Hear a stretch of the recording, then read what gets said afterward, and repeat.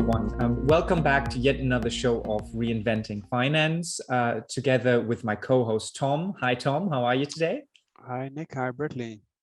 Fine. And you've taken it away. The surprise. And Bradley, our dear guest. Bradley, how are you? Hello. Welcome to both you, Tom and Nick. Thank you so much for taking the time and going through a topic. Amongst other things, Takaful, which was something I actually did in university.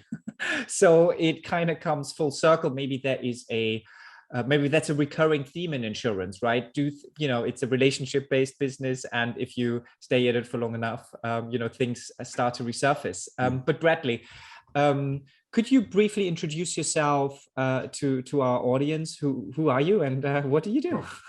Yeah, sure. My name is Bradley Cross. I've worked in the insurance industry, both in Britain, where I live now, and around the world, across Europe, North America, Central America, Asia, for a long, long time. I'm currently got a range of insurance brokers here in the UK, doing a wide range of things from commercial to consumer. But I got involved in the Islamic Insurance Business, about 2007, something like that. I was approached by some guys who were British guys acting on behalf of Middle East investors, Gulf investors, largely Saudis, who were looking to set up an Islamic insurance business under the Takaful principles, Sharia compliant principles here in the UK, to offer products to, well, no one actually knows how many Muslims reside in the UK. I mean, at the time, I think the official number was 2.7 million, but it was bigger than that because the census is only 7 years. But certainly sort of 3 to 4 million people at that time, and that was back in 2006, 7, 8, 9. And so we successfully launched the business with the FSA, as was in those days, now the FCA.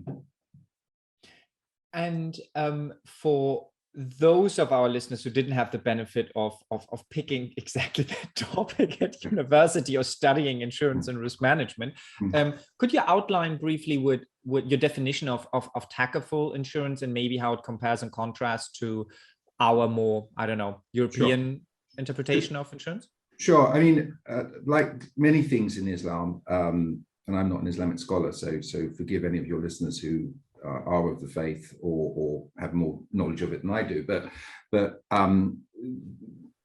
to a certain extent, insurance is viewed as being haram because it involves gambling. You pay a premium, and if you don't make a claim, you get nothing back. So under Islamic finance principles, and there's been a number of, there's the Islamic Finance Institute in Bahrain, which set up a number of set of rules and things like this, and also the Malaysians have done a lot of work on this. They set up a structure that allows a Muslim to buy an insurance policy, which is halal, permissible, rather than haram, non-permissible. And the main elements are that there needs to be a return to the shareholders. So it becomes in effect a sort of mutual. So the conventional structure is you will take the premium and we'll divide it into 2 pots. One pot is sort of the Takaful fund or the risk fund, which is there to pay claims and have technical reserves. And the other pot of money is sort of the management fund to pay for the expenses of the Takaful operator, i.e. the insurance company.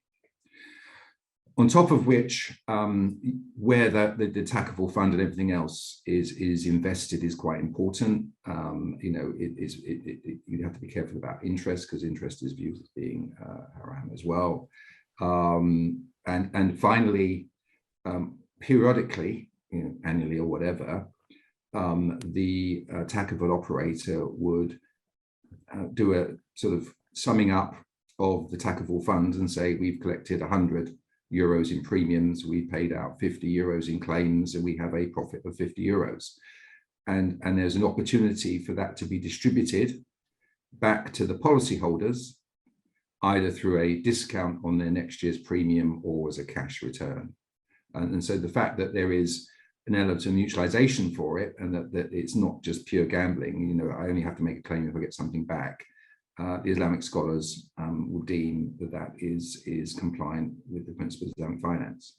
And the final thing is that virtually every Islamic business I've come across has a panel, which could be one or could be more one. We had 3 of scholars, Islamic scholars, who have taken a sort of an interest in Islamic finance, and who will then meet as sort of a separate board, a Sharia board, it's sometimes called, who will then overview the operations of the company and the Takaful fund, and sign off whether they believe it's compliant with the principles.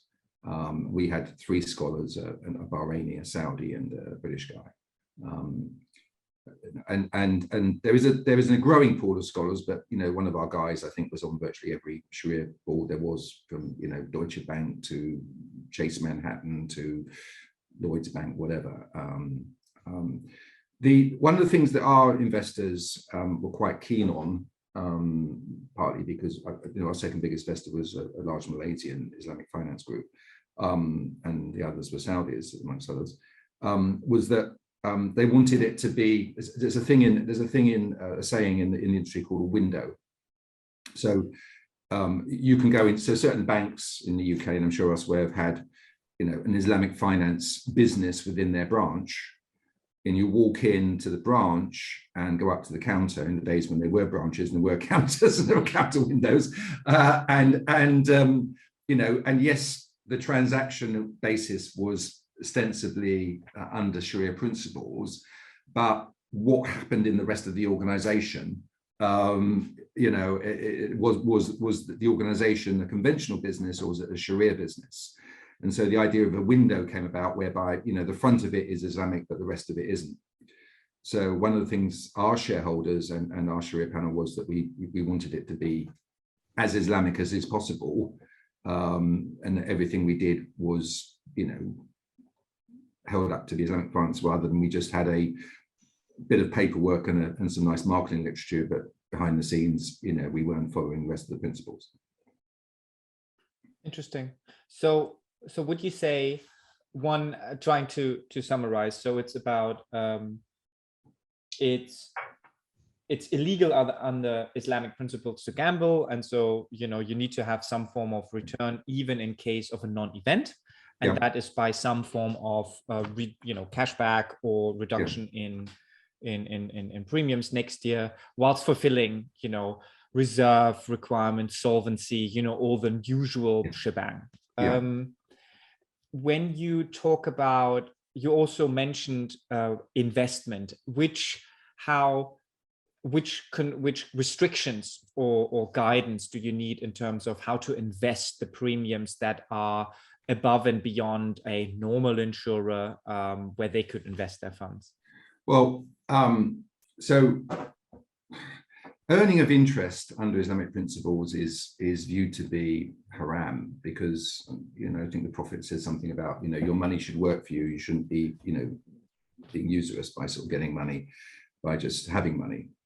However, that's quite difficult for insurance companies to do that, because there's quite strict rules now being introduced in the UK about where insurance companies invest their assets. So that was something that we were looking at, and we, before we sold our business, we never got to a situation where our technical reserves are so big that we had to make a decision on that. But eventually we were going to put it into a mixture of property funds and things like this, and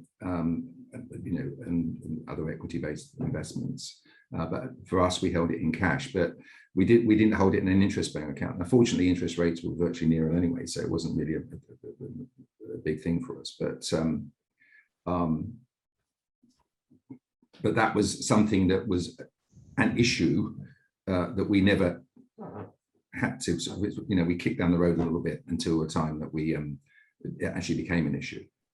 And that is just so people understand, or I understand, that means interest, money lending is forbidden, right? So rent seeking, yes.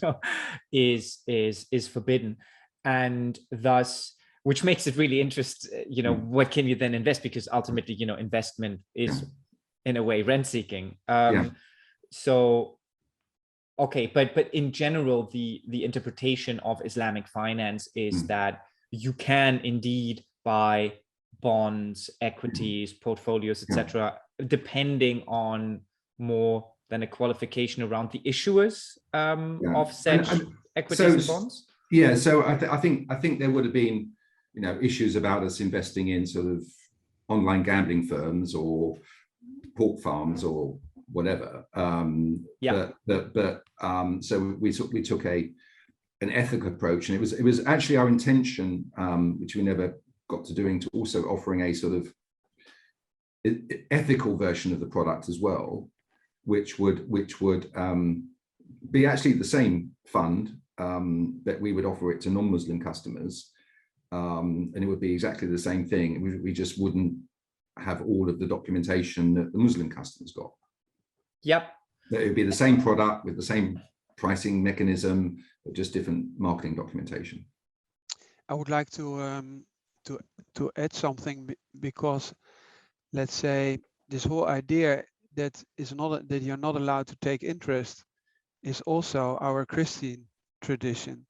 So in this kind of discussions about Islamic finance, we from our current point of view, we think that's an exotic position, but it's also in our tradition of Christianity. In the past, it was also forbidden to take interest. It took quite a long time in history.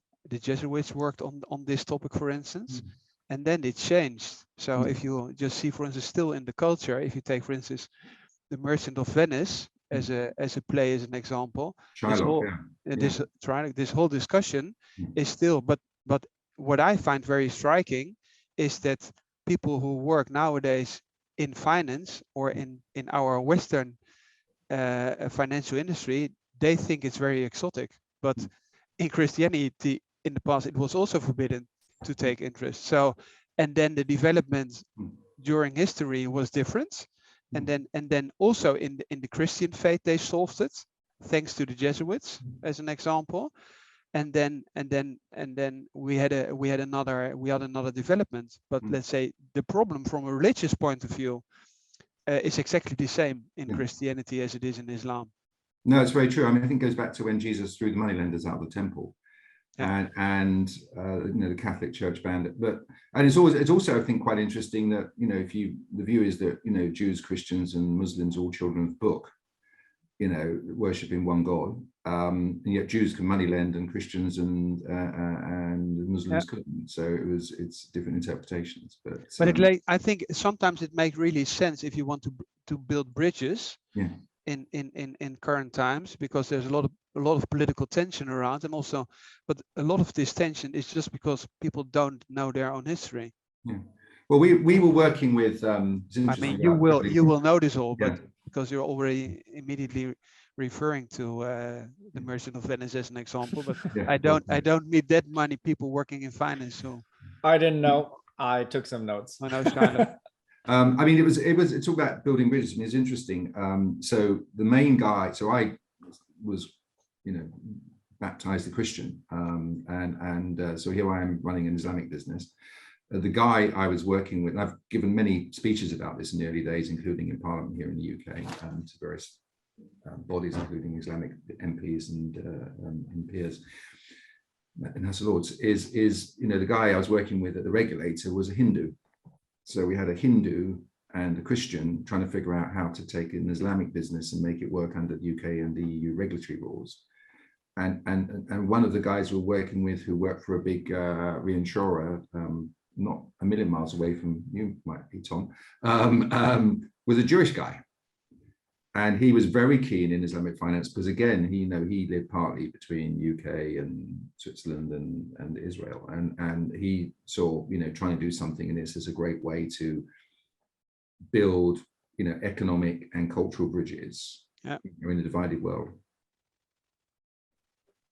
So it was an interesting hodgepodge of cultural and nationals who created the business. And would you say there are different shades of Sharia compliance, of Takaful in your experience, as there are different shades of faith, right? Or is it pretty clear and pretty black and white? No, nothing's black and white. I mean, I think I think that there is an element of crystallization around some basic fundamental principles, and I can't remember what they're called, but the Islamic Finance Board or whatever in Bahrain, IOFI or whatever they're called, who set out, try to codify a set of principles that people can do. Now, the Malaysians, interestingly enough, have actually had their own Islamic board, and any Sharia products in Malaysia has to be passed off by the government-sponsored Islamic board. So it almost gives it like a kite mark or quality assurance type thing that is Islamic. And the regulator over here was very anti that, and I can understand why that was. But that certainly, I think, has been a major factor in the growth of Islamic products in Malaysia, because people can say, well, this is, the FCA, for example, has said, or the Bank of England or whatever, the National Bank of Malaysia has said, this is Sharia compliant. Now, and of course, it all comes down to the judgment of your scholars at the end of the day. So you have one or more than one scholars, and it's their view as experts, in the same way that, if you're using an audit firm, their view on your accounts, is there's only this day, I think, an accounting firm in the UK was fined for poor accounting practice. So there's a fair degree of judgment in all of this, but I think the basic principles, I think, are well established. Okay. I have a question to add on this, let's say, cultural way of seeing this. What is the reaction the other way around of the people you let's say, with the scholars on our Western way of dealing at the moment? So if you think, for instance, about consumer credit, with its enormous high interest rates, let's say with our old Christian way of thinking, that wouldn't be possible. So how is this other way around? Do you also discuss just for you can say it's only an intellectual discussion, but let's say by zooming out, you could also question, what are we doing about regulation in our tradition? So I think, let's say, the high interest rates in the consumer credit space, where you actually ruin people, is that, let's say, from a compliance point of view, it's accepted. But from a, let's say, humanistic point of view, you could really question this regulation. Yeah, I mean, we could go down a whole rabbit hole of payday loans. At the consumer level, where we were, we did an awful lot of focus groups and research before we launched, and we, it's like, calling Muslims a holistic group is like calling Europeans a holistic group, or Christians a holistic group, or even Germans as a holistic group. Someone from Munich would see themselves different from someone from Hamburg, I guess. And in Switzerland, someone from Lugano would be different from Zurich, would be different from Geneva. So we broke it down, and we, whether that might be, Bangladeshis, Sri Lankans, Pakistanis, Turkish, whatever, Somalis, and guess what? As I discovered when I was, opening up a business in Japan and a business elsewhere, and people are the same all the world over, largely. What are their main concerns? Sort of the average working Joe. It's, have I got a job? Am I making enough money to put a roof over my family's head and put food on the table? Is there an opportunity for my children to get a good education and go out into the world and, and make a life for themselves? So, and I've sat over many a dining room table or whatever around the world and had the very same conversation, regardless of sort of the religious beliefs or the color of the person's skin. And that was the case here in the UK. And so what we tried to tap into was that, and our whole advertising campaign was based around, it's a standard insurance product. So it's exactly what you'd say buy from mainstream insurance company, whether that would be an Aviva or an Ergo or a Zurich, but it's also halal. And we would go around, and we joined up with a number of other Islamic things, with Islamic banks, with Islamic will writing organization, etc., etc. And we used to do these workshops after Friday prayers, in various mosques up and down the country. And it wouldn't just be us, there'd be lots of people, and we'd do a little talk about Islamic finance principles, and someone else would talk about Islamic will writing, and someone else would talk about Islamic mortgages, etc., etc. And, and there is a core of people who would like to be, more devout in their lifestyle than they currently are. I mean, the interesting thing about, the data we got was that, the one thing that almost is 100% halal is that people buy halal meat. And then you get varying degrees of compliance thereon. I think there's a lot of views about insurance. We'd face regularly the argument about, insurance is haram. And I was told, that the probable of the camel is always the one to say, which is, one day a man stops the Prophet and says, should I tether my camel or should I leave it to God? And the Prophet says something along the lines of, I can badly misquote this, so it's bound to upset somebody. Look after your own things and let God look after everything else.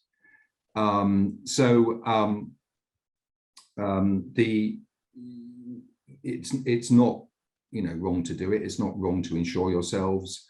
It's not wrong to look after your family and to provide for your family and protect your lifestyle. But the problem we faced as well, like anybody, is that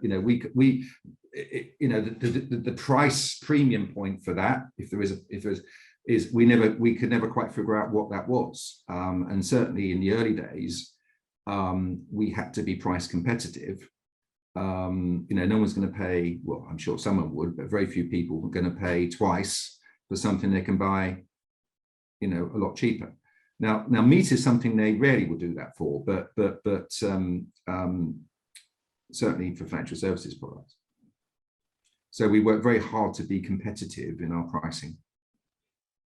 So, and maybe if we kind of looked at it from an opportunity point of view, because basically, as you've said, right, whenever you're sitting within an insurance company or an MGA, you start going into segmentation, potential groups, and at some point you'll figure out, well, there's a big group of and growing group of people with a Muslim faith.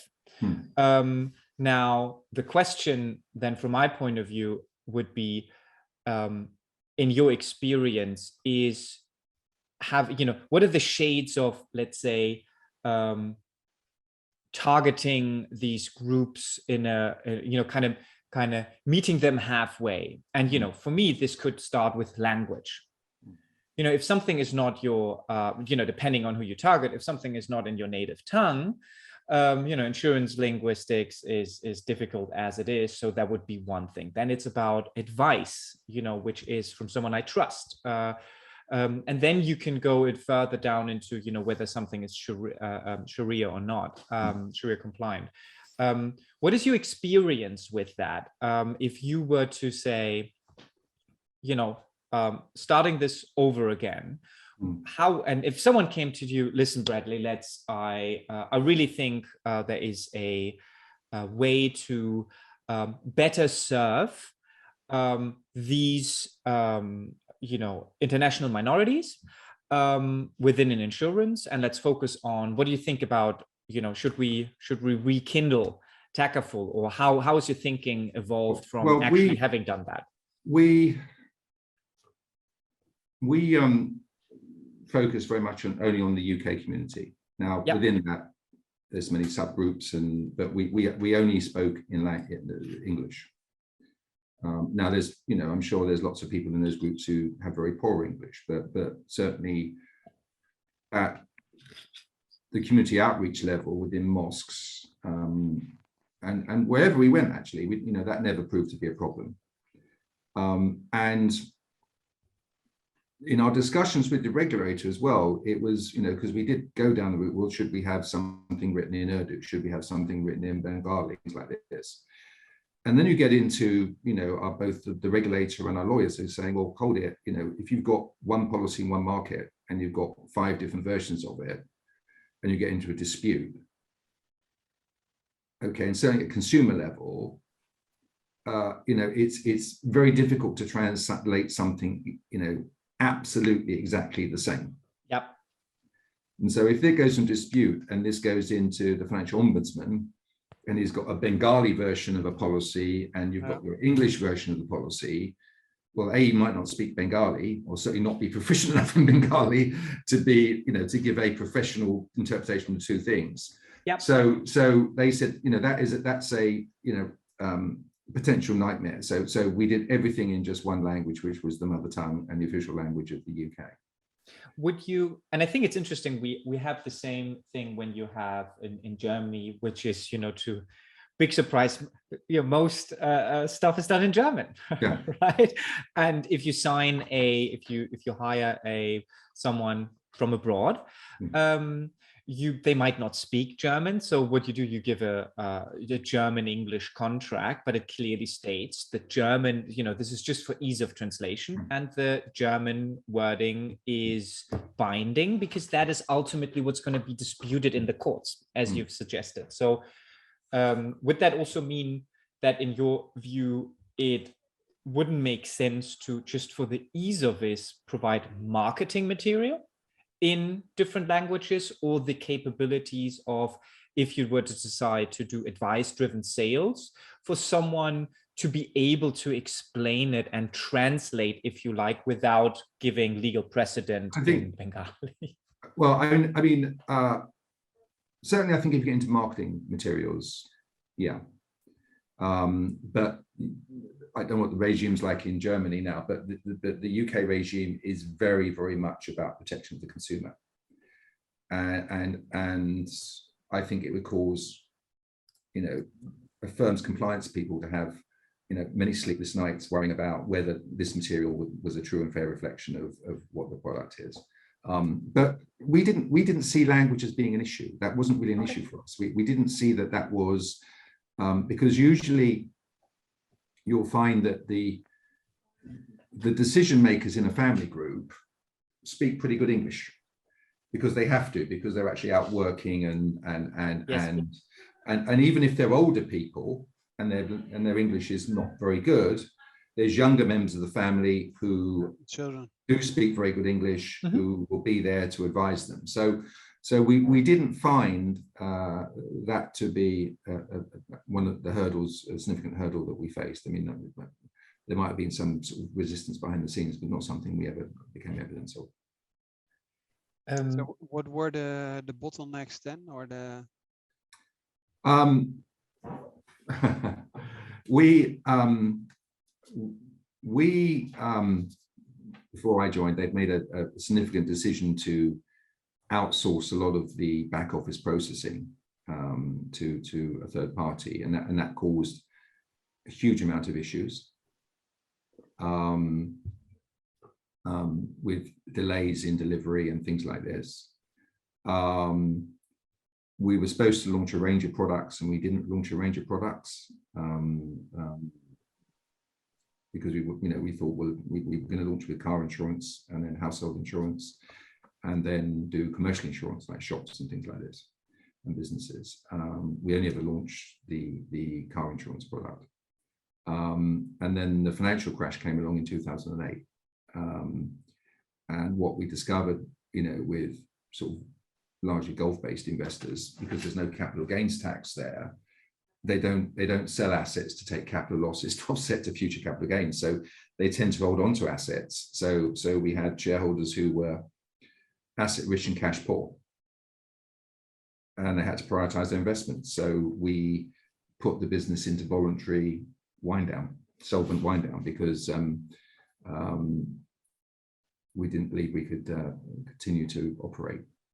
And then we sold the runoff book to a sort of runoff aggregator. But that would conversely mean if it's, some execution, market shock, that the core business principle of providing Takaful insurance to those 3-4 million Muslims in the UK, in and of itself, those hypotheses at least weren't falsified. No, they did. And in fact, we were, there's a lot of stuff I can't say, but it's probably still bound under legal things. But anyway, but even though it's quite a few years ago, I'm not sure what the statute of limitation on that is. But we didn't have the ability to process renewals for our motor business because that bit of the software hadn't yet been built. And so we're having to process renewals manually, for example, rather than through the system, which was a pain. But we were reaching a point where, and the thing about insurance is a certain amount of, particularly with motor and household, there's annuity income. You might start small, but then you get your renewals next year, and you get your new sales next year, and then you get, and we viewed that, there's a lot of people who are saying, well, these guys have got to be around for a couple of years before we buy a policy from them, et cetera, et cetera. So we knew that was a long haul. And we were reaching a point where we could see some, very positive results from the sales of the motor product, et cetera. So, I believe, and I still believe, that whether it would have been as big as everybody wanted to know is a moot point. We could all see, and also the directors could see, a pathway to the business being self-sustaining. It's just that we weren't self-sustaining at that point in time. So if you humanly, let's go through thought experiment, right? Let's say I'm an insurtech founder, right? And I say, Bradley, I think insurtech, there are, if you can look at it from the outside in, if you have a really clearly defined market segment, if you have, if you appreciate that things take a little bit longer, there is interest to, especially if you have an experienced team and you don't say, hey, let's sling around an app and everyone's all of a sudden self-serve. There's real legs still in the insurtech game. Would you, first of all, just on a very high level, would you recommend, or under which conditions would you recommend someone approaching, maybe myself, to say, I want to build and let's just maybe start with an MGA. Let's assume that, no, actually, no, maybe we need an insurance company. Maybe that's where it starts. Under which conditions would you say, guys, these are the starting conditions for you to even consider, getting this off the ground? I think, well, I think the first thing you need to figure out is how you're going to deal with your premiums. So what's your basic model? Are you going to have, the classic model of a Takaful fund and operator fund? And so, or are you going to commingle your funds? So you're going to have just one pot and then figure out what you do from there. So that's the first fundamental decision you've got to make. The next decision you've got to make is, what's going to be your compliance oversight structure. And this is whether you're an intermediary, an MGA, or an insurer. Actually, I mean, it's those principles apply to all of them. You also got to figure out what products you're going to do, but you'd have to do that whatever you're doing, whether it is Islamic or non-Islamic. But I think those would be the two major things you've got to figure out first. Is how's your going to deal with the cash, and what your Sharia oversight operating plan is going to be. So you get those two things sorted out, and the rest of it does fall into place. And one of the areas which we thought there was opportunity here, for example, was certainly London, was commercial property insurance. There has been an awful amount of investment, and particularly since the 2008 crash, actually. Gulf countries like bricks and mortar and steel and glass, and there's been, from what I'm led to believe, a significant cutback in sort of, shall we say, private equity type investments, which were quite big going up into 2008. to more of the retrenchment or focus more on bricks and mortar type investments. And so there's some quite devout groups, Saudi-based groups or whatever, who own significant bits of property in London, who are currently buying a conventional commercial property, owner's policy. Okay. And so is there an opportunity to come up with a product for them that does exactly the same as the policy they're getting from Zurich or AXA or whoever else, but is Sharia compliant? And can you approach them at a senior level to say, well, look, you're very, as a family office, you're very clear in your principles of what you stand for. Here is an opportunity for take that that aligns with your basic beliefs and your family principles. And I think that so let's assume because I think that's where I wanted this question to go. Let's say if there is enough demand and we figure out products and go to market, I'm sure that one can figure out, but needs to obviously price that in, how to structure the Takaful aspect of it. But I think the interesting thing from what you've just mentioned is, where would you start? Because going retail motor is a very different proposition, go to market, investment, than saying, let's set up a specialty commercial property broker that creates a structure with someone else target. There's different elements about it. And I would say, and obviously you don't need to share any trade secrets, even though we do like to hear them, share them. But it would be interesting to kind of say, with the benefit of experience, and as it stands today, how what markets would you go after? And let's just focus on the UK for now, because obviously it's very different if you were to try to go into Malaysia or something. Well, I mean, I think I've given you a clue what I would look at. And the world's moved on. Salam, as it was called, that closed down over 10 years ago now. So, and I've been out, I've not been active in that industry really for a while. So, but I still think, the last time I looked at it, I do think the commercial property space is something which you don't need a huge amount of infrastructure. You don't need, customer service centers, et cetera, et cetera. Obviously you need someone who can answer inquiries, but it's a different scale and a different sort of inquiry. Easier than car policies. Pardon? It's easier than car policies. Potentially, yeah. The servicing cost, the operating cost is lower. You don't need a call center. You don't need a network of garages and all this sort of thing now to do vehicle repairs. And the claims process is a bit easier because you get a big fire, you get a loss adjuster in to look at it, and then you make a view on it. You don't need sort of all these people making £1,000 claims, and is that damage from a previous accident or this accident sort of thing. Have they put cling film over the car to make it look like it's been damaged?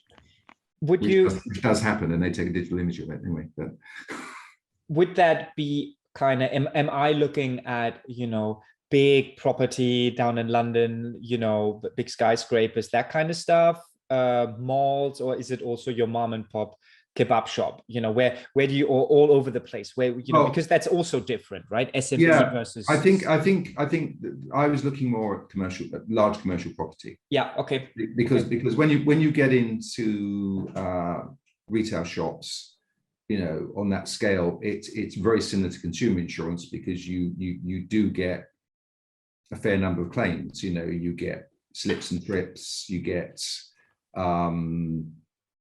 burglaries, you get fires, etc.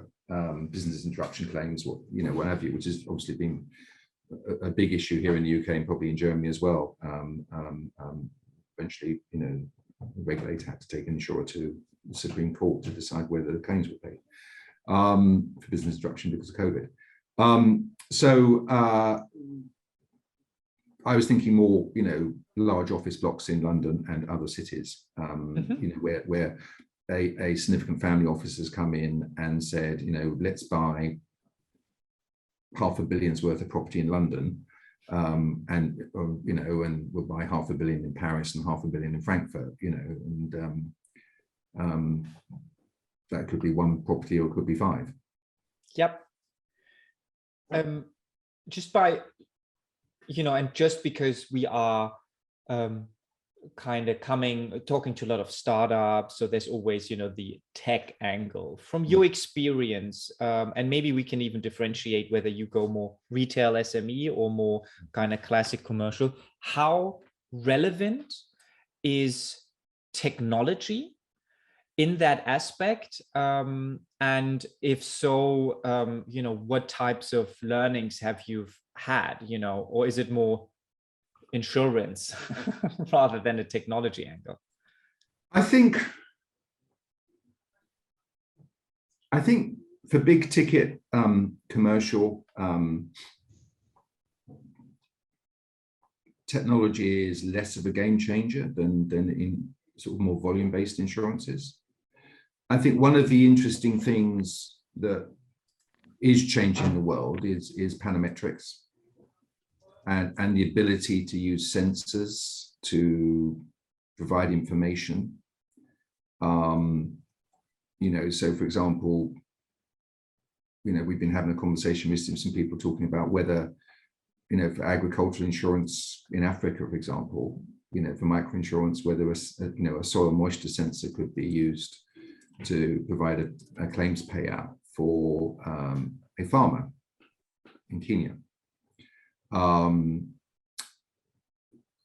We're talking to somebody else who's developing sensors or has developed sensors for helmets, bicycle helmets, safety helmets, whatever, which will determine whether if you have an accident, bang your head wearing your helmet, whether the structural integrity of that helmet is impinged, it's no longer fit for purpose. And then we're developing a product with them that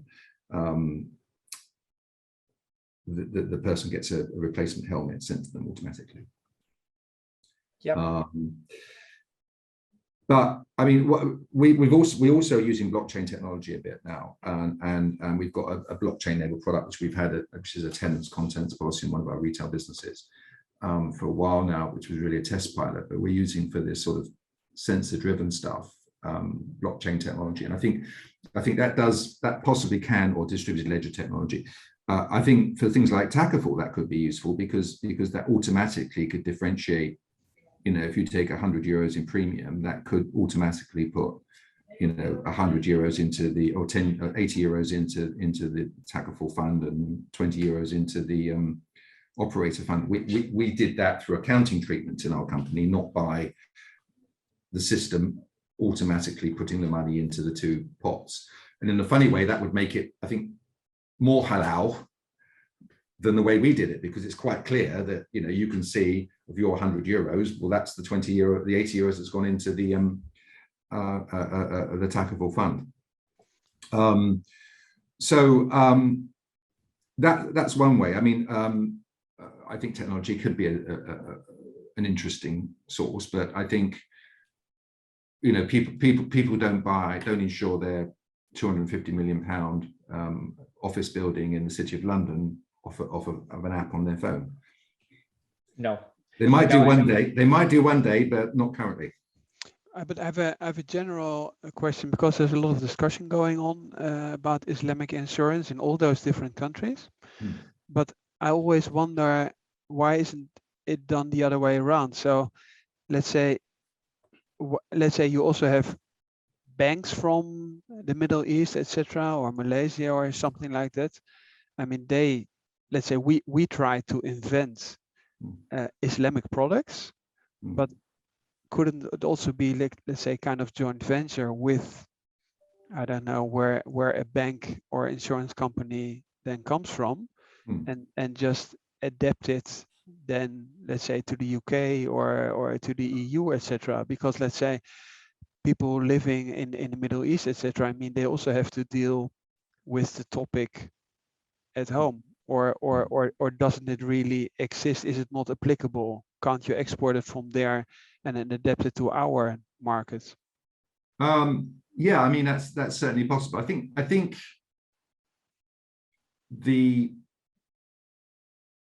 and this is all out of date now. So this is not current conversations, but the conversations I had with insurers, for example, in the Gulf and in Malaysia, going back all that time ago, was that they believed that the UK was a very competitive market space, which is also what a lot of European insurers believe. Yeah. That it's hard to make money in the UK at an underwriting level, particularly in the consumer products area, unless you have significant scale.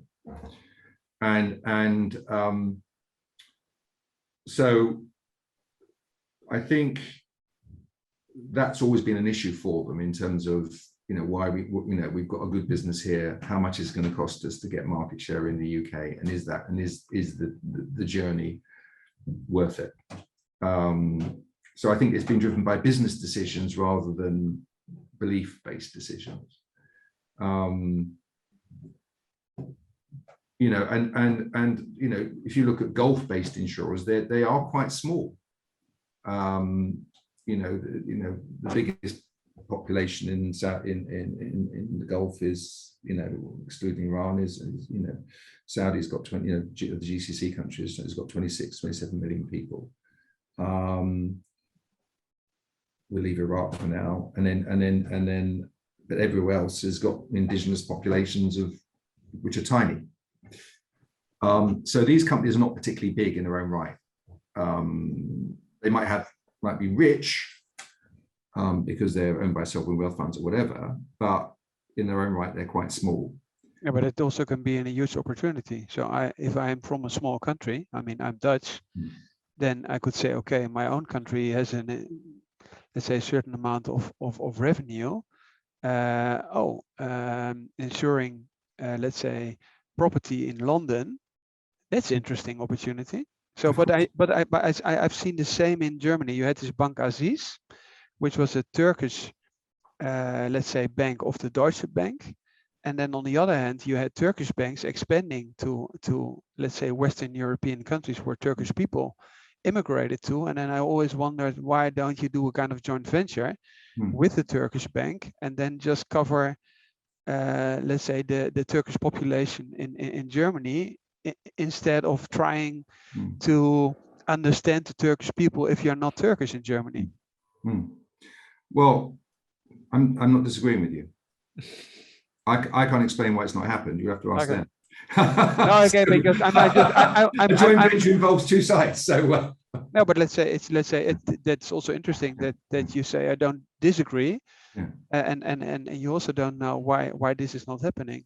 Well, because you go and talk to people and they say no, we don't want to do it. So so I'm not saying we haven't explored it, but no, but they just don't find it attractive enough from a business point of view. Yeah.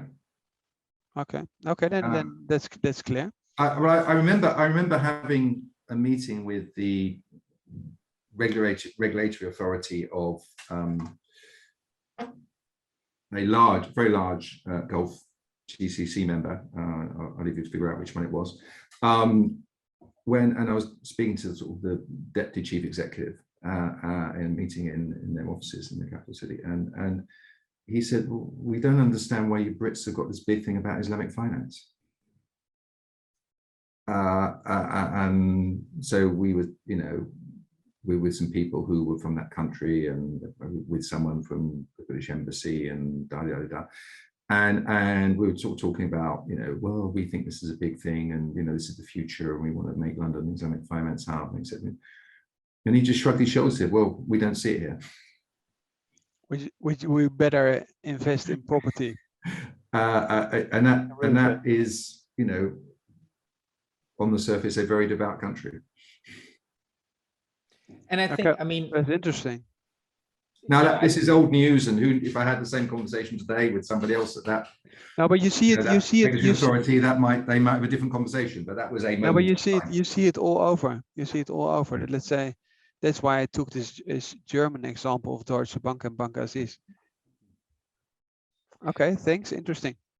And I think, I mean, there is a certain danger about what you've said is ultimately these products need to be competitive in their own rights. There is a certain overhead in applying these, and I think at some point there is a question about, is this a product or a feature, right? I mean, if you kind of zoom out, how different is it to an ESG type product, a green product, a social product, right? Is it a certain packaging, quite frankly, around an otherwise kind of commoditized product, especially when we go retail and SME, and is it worth to, as you've said, you need to with car insurance, you need to figure out renewals. It has nothing to do with Takaful. Unless you have lots and lots of car insurance policies running through the platform, it might not work in that regard. So maybe it is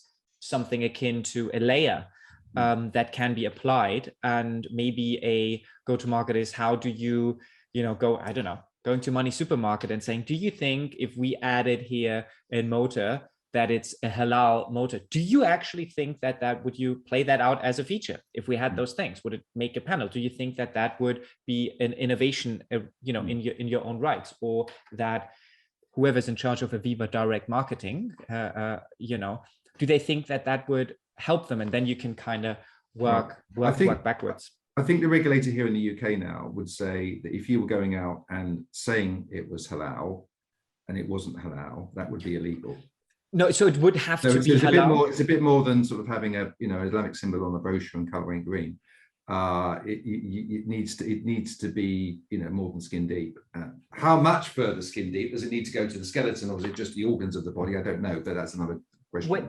That's what I mean, right? I think it's you can in a way separate the premium, the cashback, the investment, without having to rebuild your repair shop network and renew its infrastructure. Because anyone who's recently implemented Guidewire on their motor factory, we're talking tens and tens of millions of pounds, any hard currency. And I think that's interesting, but it's also obviously interesting that if you're coming from a very devout country, that they kind of go, I don't buy it. That's really cool. I guess kind of conscious of time. Bradley, is there anything that you think we missed about Takaful, or kind of your view about where we are in the insurance market in general, before we wrap up? I think one of my frustrations in life is that I do think there's a market here, and I spent a number of years working in this market, either on a full-time basis or then a part-time basis.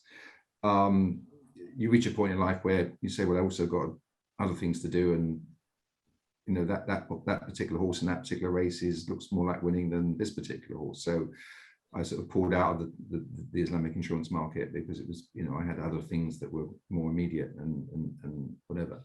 So I think there are opportunities there. I think part of the frustration as well is, if the last time I ever sort of had a meaningful conversation at the consumer level, whether that's at a corporate or a guy on the street level, the fact there's a number of people who've entered the market and have, for various reasons, not succeeded. I think there is amongst the target audience, there is a bit of cynicism about it, and a bit of, is this a European person who's got a white face trying to exploit, people of the faith?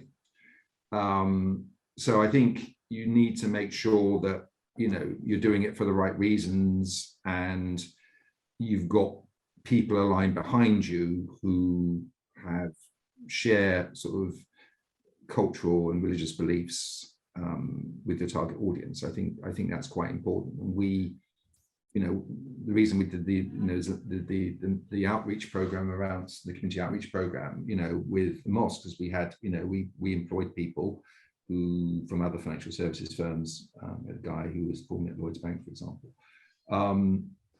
who could very readily identify with, the people they were talking to, far more than I could. And I think that was one of the things that helped us, with our credibility at street level. Because although I clearly wasn't a Muslim, I was surrounded by people who, walk the talk. Yeah. No, and I think, that's the beautiful thing about opportunities, right? Yeah. There's certain windows of opportunity, but these windows don't necessarily just shut permanently.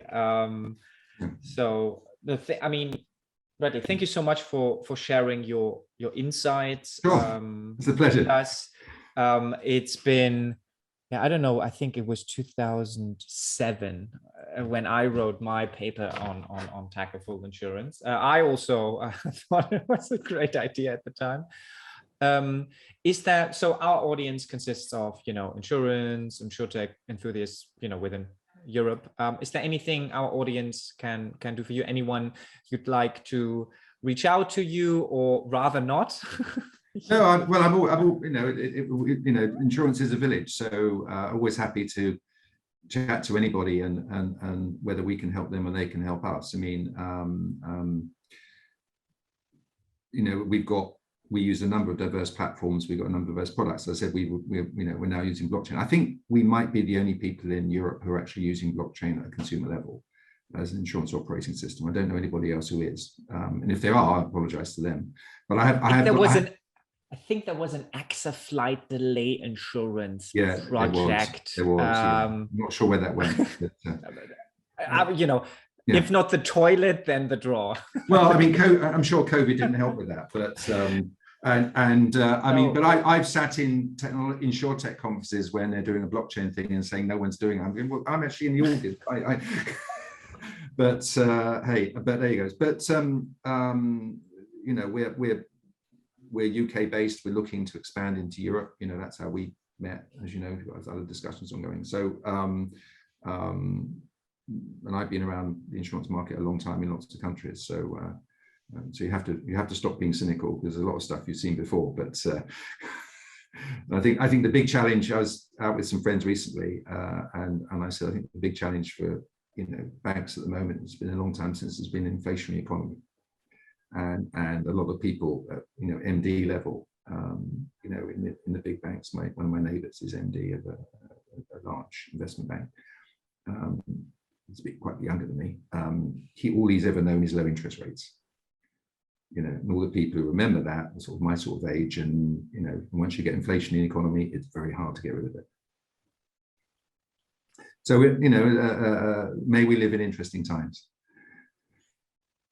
I think, and in 5 years from now, we'll also live in interesting times. I think that is, everyone always thinks that now is more interesting than yesterday. But yeah, I think it's certainly interesting is a nice neutral term. Yes. Well, you've got to keep smiling. I've always been taught, every morning, get up in the morning, look yourself in the mirror and smile. So it's been good advice for me over my life. And I think, with such sage last words, Bradley, thank you so much for your time. It was a real pleasure. Tom, thank you so much. And everyone listening in, take care, and looking forward to seeing you on the next podcast. Thanks very much. Bye-bye.